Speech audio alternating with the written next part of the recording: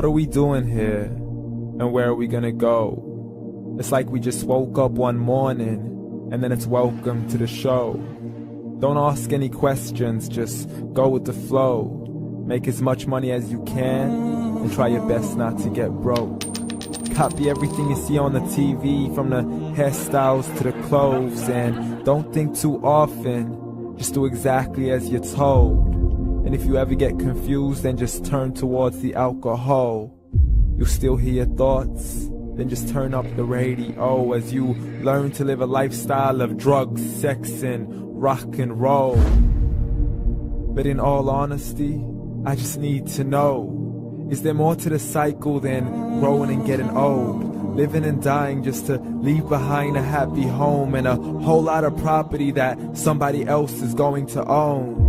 I just really need to know before the casket's closed, 'cause I'm not willing to gamble with my soul, nor am I ready to take any chances. These are just simple life questions and I'm just searching for some answers.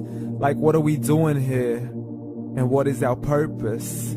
How did we get here, and who made us so perfect? And what happens once we go, or is this world all really worth it? Questions we don't answer because apparently we don't really have to. There's no purpose to this life and our existence is merely natural. Then in that case, please let me ask you, did you create yourself, or was it somebody else who had fashioned you? 'Cause you're a being that's impeccable, faultless and unparalleled. You're a product of supreme intelligence and I'm merely being rational. For there isn't a camera on this earth that can come close to the human eye, nor a computer that can compete alongside the human mind. And if the whole world was to come together, we wouldn't be able to create a single fly. So many signs, yet we still deny. As science tries to justify that all this could come from none, when it's a simple sum. 0 plus 0 plus 0 cannot possibly ever give you 1. So from where did all this order come? For everything has its origins, a maker, a creator of its own. I mean, the only reason you're watching this video is because somebody had to press upload. So we can believe in the Big Bang, but I'd rather believe in He who caused it to explode. Allah, the creator of everything along with every single soul. The ever-living, the master, the only one who is in control. Unlike his creation, beyond our imagination. And no, he's not a man, nor does he have any partners in association. He's on his own. And no, he did not ever leave us alone. Just like every manufacturer, he left us with an instruction manual. The Quran and Islam, and I'm sorry to jump to conclusions, but it's the only one possible. The only definition of God is the one and only supreme being. It's logical, a book with 0 contradictions, with miracles that are both scientific and historical, all revealed over 1400 years ago. Like the detailed description of the human embryo. The descriptions of the human embryo in the Quran cannot be based on scientific knowledge in the 7th century. To the mountains as pegs holding firm the earth below, and the 2 seas that don't mix in a complete separate flow. To the planets in orbit, alternating night and day as they stay in flow. The expansion of the universe and the creation of everything from H2O. To the stories of the past and the preservation of Pharaoh.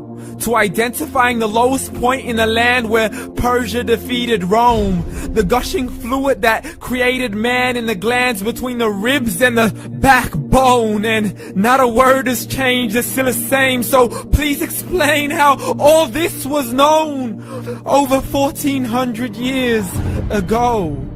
To a man who couldn't read or write, as he would recite whatever the angels spoke. And if you still don't believe, please try to come up with something that's even close. But you can't, so we took God as a mockery and his messengers as a joke. Muhammad could not read or write. How's somebody who can't read or write gonna start a religion? Dismissed his scriptures as legends and tales of the ancient folk, as we live life according to our whims, desires, and hopes. saying this life is the only home we will ever know. We will live then die, then simply turn to bones. YOLO! Correction, after the grass dies, the rain arrives and it regrows, and Allah promises to do the same thing to your very soul and bring you back from your very fingertips to your toes, as the all-seeing supreme being watches us so close, and we are surely being tested in our wealth, our health, and our self, and everything that we've been blessed with. So believe, for we will surely be resurrected and be brought back to our Lord and account for every single deed, as He hands us our books and orders us to read. From the bad to the good and everything in between. You yourself are sufficient for your own accountability, so don't be mad at me. You are the one who thought He wouldn't come back to me. I gave you a whole life long to search after me, but you were busy in all that which was temporary. So read, and glad tidings to all those who believed. And if you disbelieve, read. And don't let that day be the first day you find out what your life really means. Read.